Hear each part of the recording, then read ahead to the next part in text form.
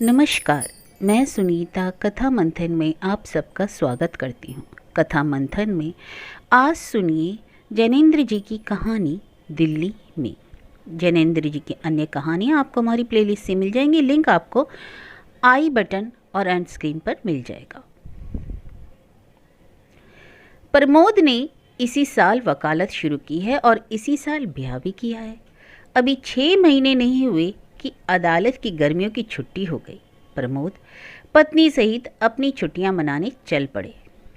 शिमला जाएंगे तो रास्ते में दिल्ली भी पड़ गई। तब सोचा 2-1 दिन दिल्ली को भी दे दे तो क्या हर्जा है। करुणा ने दिल्ली देखी नहीं है, चलो भाई यह काम भी निपट जाएगा।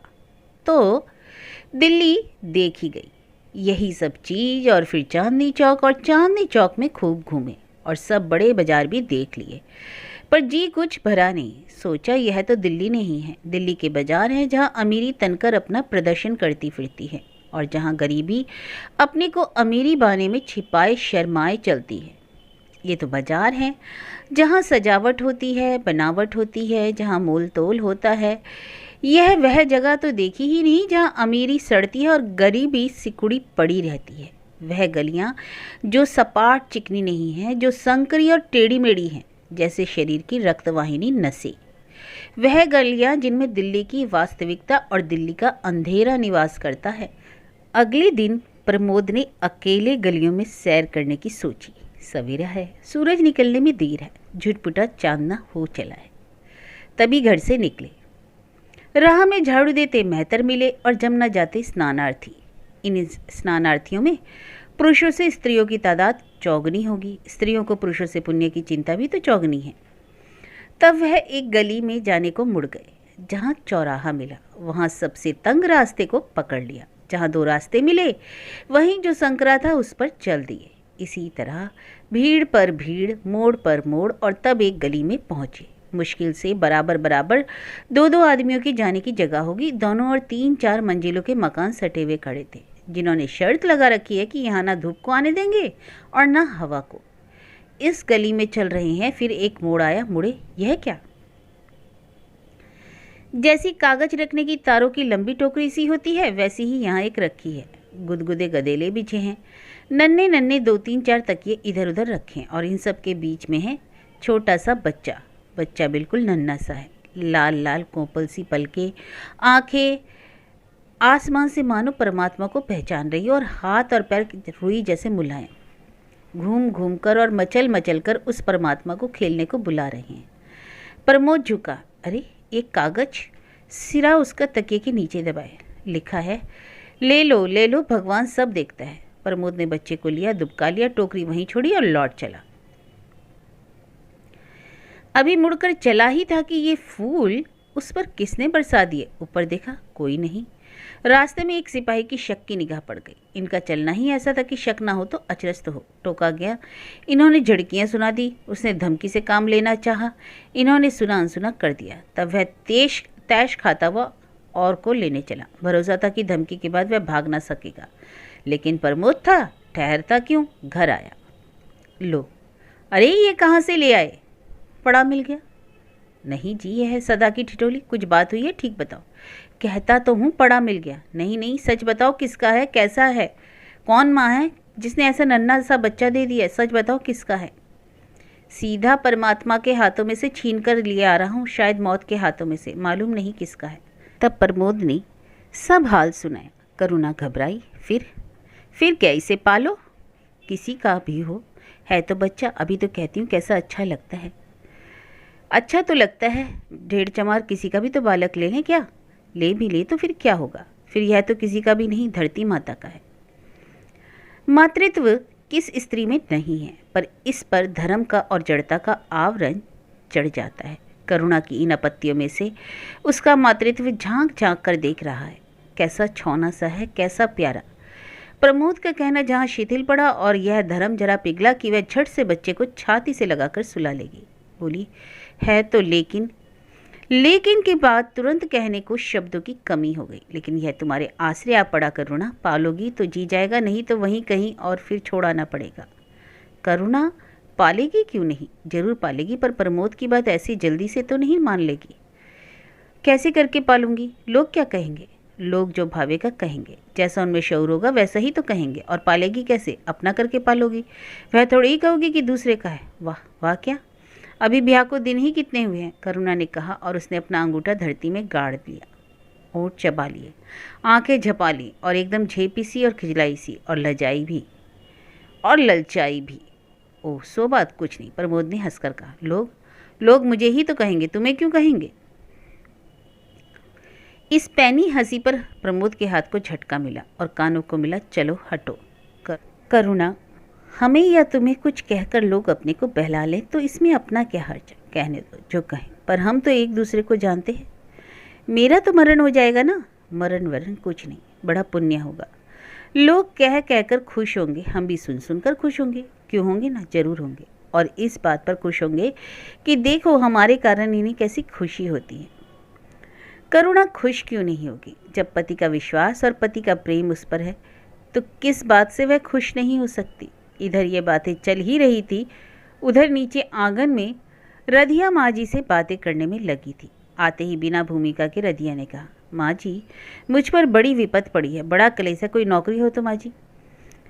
यह सीधे अपरिचित घर में घुसकर नौकरी मांगने की प्रणाली से माँ जी का पहला परिचय था। मेरी यहाँ तो कोई जगह नहीं है, मैं बाहर कहीं चली जाऊंगी। कोई आया गया हो जिसे रोटी वाली की या किसी तरह के काम की ज़रूरत हो, मैं चली जाऊंगी। कोई भी तुम्हारे यहाँ आया गया? कौन आया गया? और फिर कौन मुझे तुझे बेबूझे रखेगा? नहीं माँ जी, मैं तस्दीक दिलवा दूंगी। देखो माँ जी, एक आया तो है, मेरे लल्लू के साथ पढ़ने वाला है, कह देख कर देखूंगी उसे। कौन है माँ जी? जरूर कहना माँ जी। कहाँ के हैं? कानपुर का है, लड़के के साथ पढ़ा है, वकील है। क्या नाम है? नाम तो जानती नहीं। अच्छा माँ जी, जरूर कहना। देखो मैं कल आऊँगी। कहकर रधिया चली गई। थोड़ी देर बाद एक लाल साफे का लठबंद सिपाही आ खड़ा हुआ।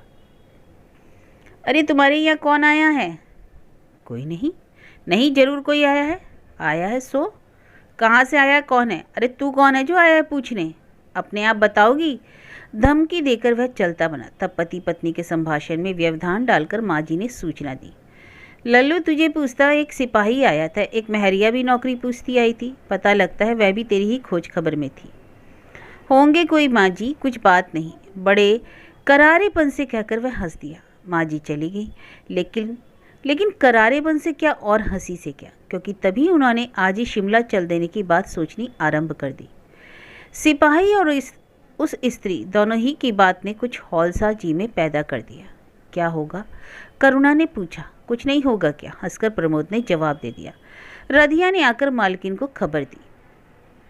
कानपुर से आए हैं, कोई वकील है। नाम? नई उम्र की मालकिन ने व्यग्रता से पूछा। कहाँ ठहरे हैं? रधिया ने पता बता दिया। अगले रोज सवेरे उस मकान पर एक मोटर आ लगी। रधिया मकान में आकर बोली, माँ जी वह बाबू? अरे वह तो कल ही चला गया। गए? कहाँ? तुझे इससे क्या? अजी मैं गरीब ही नहीं हूँ, चिट्ठी डालकर पूछूंगी। नौकरी है, बुला लिया तो अच्छा ही है। शिमला गया है, पता नहीं मालूम। तभी नौकर ने खबर दी, माँ जी बाहर एक मोटर खड़ी है। मोटर खड़ी है। रधिया सुनकर भाग खड़ी। कोई देखने बाहर गया, उसके पहले ही रधिया को लेकर मोटर भाग चुकी थी। वह नई उम्र की मालकिन रधिया के साथ अपने पिता को मना कर शिमला जाने के लिए लाचार करके शिमला पहुंची। वहां ढूंढा पर कानपुर के वकील को ना पा सकी। दिल्ली लौट आई पर उसको चैन न मिल सका। दिल्ली में वकील के ठहरने की जगह से बहुत कुछ मालूम करने का प्रयत्न किया गया, पर वहां से ज्यादा कुछ नहीं बतलाया गया। एक रोज सेठ धनबड़ राय को खबर दी गई कि उनकी लड़की लापता है। बहुत खोजबीन की पर उसका पता ना चला। तब वह खोज ढीली पड़ गई। लेकिन धनबड़ राय फिर भी भीतर ही भीतर ढीले न रहे। उस लड़की ने भागकर उनके नाम पर कीचड़ डाली। सेठ जी उसे इसका बदला चुकाएंगे। कचहरी खुल गई और कानपुर आकर प्रमोद अपनी वकालत में लगा। ब्याह के 8वें ही महीने जब बहू की गोद में 2 महीने का बच्चा है तो प्रमोद को चैन से कैसे वकालत करने दी जा सकती है। यार दोस्तों ने चुहलबाजी में और रिश्तेदारों ने धीर गंभीरता से 10 तरह की 10 बातें कहनी शुरू की, पर प्रमोद सुनता, झेल लेता और करुणा को आकर सुना देता। करुणा लजा जाती। प्रमोद ने कहा, लोग कहते कि इस बच्चे के लिए मुझे कुछ मेहनत नहीं करनी पड़ी। उनकी यह बात गलत तो नहीं? करुणा इस पर सिंदूरिया पड़कर हल्की सीसी कर देती। लेकिन बच्चे पर माँ बाप दोनों ही खूब लाड़ बरसाते। लोग इस बात को देखकर बड़े अचरज में बहुत कुड़ते, पर प्रमोद कह देता, फिर बच्चे का क्या कसूर, मान लिया मेरा नहीं है तो बच्चा तो बच्चा ही है। इस अद्भुत उत्तर के आगे किसी का कुछ वश नहीं चलता और वे प्रमोद को असुधार्य मूर्ख समझकर छोड़ देते। बच्चे का नाम रखा गया पृथ्वी चंद। कैसा धरती पर चांद सरीखा उगता खिलता पड़ा मिला था वह। पृथ्वी चंद चंद्र सरीखा ही बढ़ रहा था। करुणा अब उसके लिए नौकरानी की जरूरत समझ रही है। अब उसके कामों में वह अड़चन डालने लगा। ऐसे ही संयोगवश एक फटी बेहाल औरत वहां पहुंची। बहू जी, नौकरी कुछ मिल जाए, बड़ा पुण्य होगा। मैं बच्चे को खिला लूँगी, जरा नहीं रोने दूंगी, और रोटी कपड़े पर पड़ी रहूँगी, और कुछ नहीं चाहिए। बहू जी, बड़ी विपत में हूँ, बड़ा पुण्य होगा, बड़े आशीष दूंगी। सोच तो रही हूँ एक को रखने की, बच्चा रख लेगी, है कौन जात। बनानी हूँ माँ जी अग्रवाल, कर्म का दोष है, बच्चे को खूब रख लूँगी, खूब रख लूँगी, देख लेना माँ जी। तुझे कोई जानता है? जानता तो कौन मुझे माँ जी, गरीब नहीं हूँ, विपदा की मारी। तुम्हारा नेक विगार हो जाए, मेरा जो चाहे कर लेना माँ जी, कुछ हो ऐसी वैसी तो हूँ नहीं।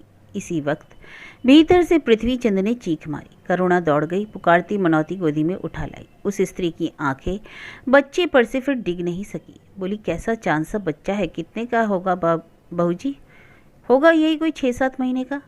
देखो माँ जी, कहकर उसने करुणा के हाथ से बच्चे को ले लिया। लेकर उस पर हंसी, रोई, चूमा, पुचकारा, उछाला, बिठाया, फिर छाती से चिपटाकर आंगन में डोलने लगी। कहती जाती थी, आ रही चिड़िया, आजा रे चंदा, चिड़िया लाए कर आजा रे।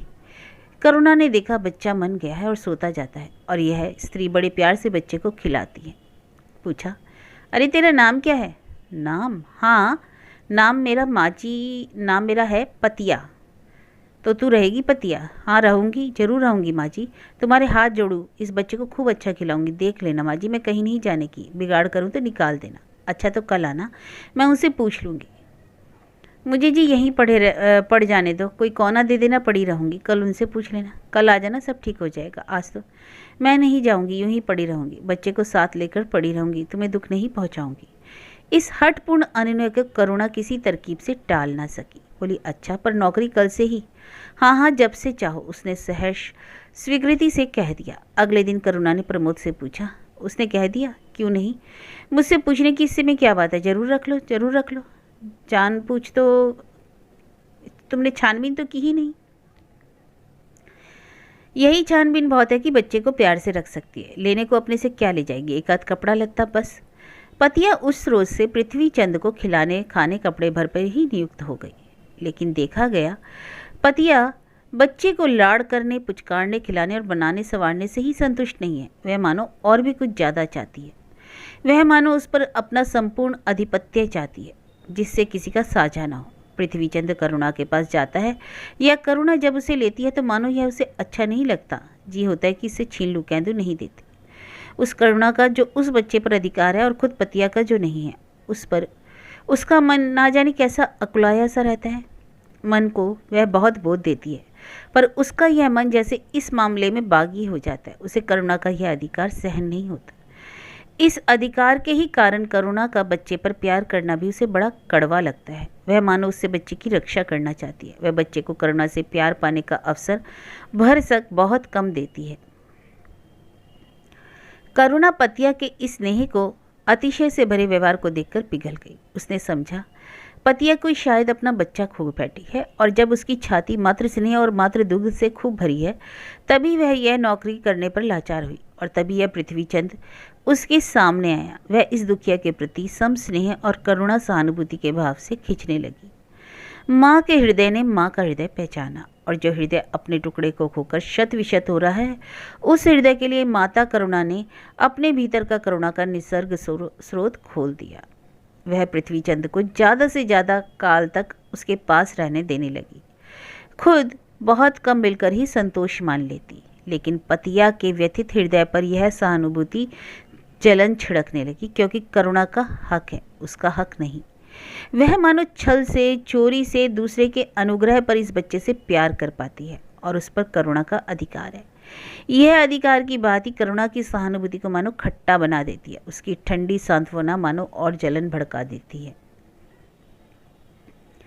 दिन बीतते रहे और 5 साल बीत गए। पृथ्वीचंद अब गुल्ली डंडे से खेलता है, पतिया को चिढ़ाता है, मारता है। करुणा का भी बहुत अदब नहीं करता, सिर्फ बाबूजी से डरता है। लेकिन करुणा उसकी अम्मा है, पतिया पतिया है, फिर भी पतिया उसे खूब चीज़ें देती है, चाहे चुरा कर ही क्यों ना दे। करुणा ज़्यादातर उसे डपटने का ही काम करती है। वास्तव में बात यह है कि वह पतिया को इसलिए मार पाता है क्योंकि उसे वह ज़्यादा प्यार करता है।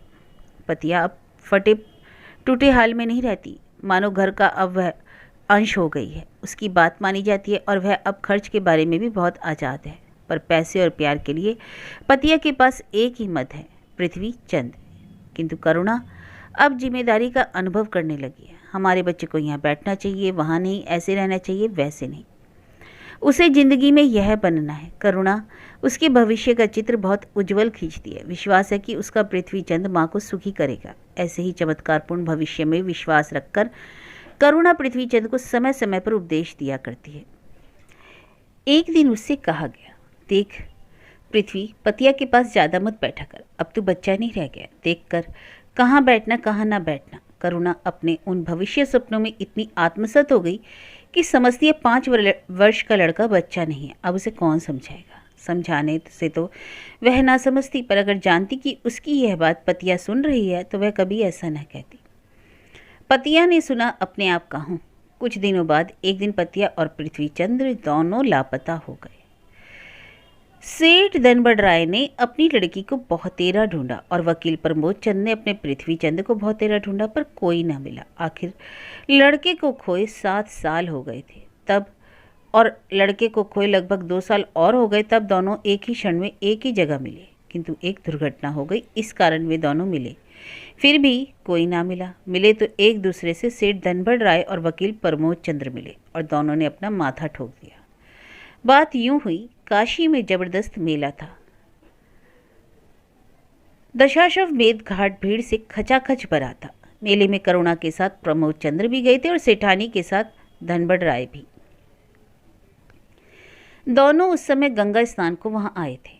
प्रमोद चंद्र ने दशाश्वमेध मंदिर के दाईं और जरा दूर स्नान किया और सेठ जी ने बाईं ओर। जब स्नान करके लोग चले, करुणा और प्रमोद, सेठानी और धनबड़ राय ऊपर की सीढ़ियों के पास, जहां से सड़क दिखने लगती है, उन्होंने देखा एक गैरिक वस्त्र धारणी तपस्विनी, कोई 7 बरस का बालक साथ में लिए बैठी यात्रियों की खैर मना रही है, पैसे मांग रही है। उसकी भी आंख उठी, देखा ये क्या, करुणा और वकील आ रहे हैं। वह घबराई उठी, बालक की उंगली पकड़ी और दूसरी ओर को भाग जाए कि पीछे की मुड़ी। हाय रे, माता और पिता!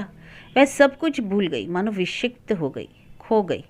वह उतरकर सामने की ओर भाग चली, उंगली पकड़े बालक को साथ खदेड़ती जाती थी। सेठ और वकीलों ने पीछा किया, लोगों ने भी हल्ला मचाया, पर कोई पास पहुंच ना सका क्योंकि उसने लड़के को गंगा में फेंक दिया और पल भर में आप भी छलांग मार गई। बरसात की गंगा जोरों पर थी, कोई बचा न सका। उन दोनों प्राणियों को यह माँ गंगा ही अपने पेट में आत्मसात कर गई। दोनों के चेहरे फीके रह गए। वकील ने सेठ से पूछा, यह आपकी कौन थी? बेटी। सेठ ने वकील से पूछा, वह आपका कौन था? बेटा। दोनों ने पूरी बात समझ ली और अपना माथा ठोक लिया।